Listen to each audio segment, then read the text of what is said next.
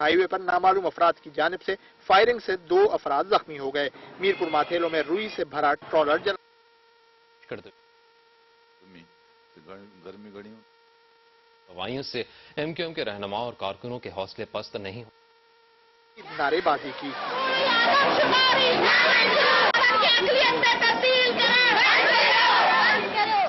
ठट्टा, बदीन, मातली, टंडोबागो, गुलारसी, तलहार और दीगर छोटे बड़े शहरों में भी मुकम्मल शटर डाउन है। खाना शुमारी में बेकायदगियों के खिलाफ कौम परस्त और दीगर जमातों की अपील पर सिंध भर में हड़ताल है। हड़ताल के मौके पर सक्खर में क्या सूरत हाल है, जानते हैं आज न्यूज के नुमाइंदे जमील मुगल से। जी जमील, बताइएगा कि क्या माहौल देख रहे हैं आप सक्खर में?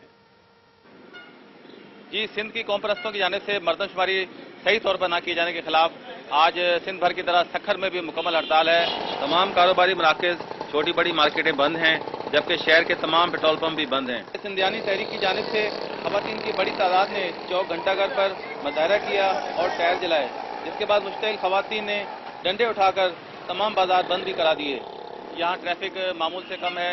इंटरसिटी में चलने वाली जो वैगनें हैं वो भी बंद पड़ी हैं और जो कुछ सुजुकियाँ वगैरह सिटी में चल रही हैं उन पर बेतहाशा रश है।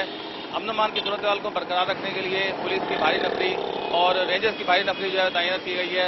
तमाम चौराहों पर जो पुलिस है वो उसकी नफरी तैनात कर दी गई है, जबकि रेंजर्स जो है वो भी गश्त कर रही है पुलिस के साथ।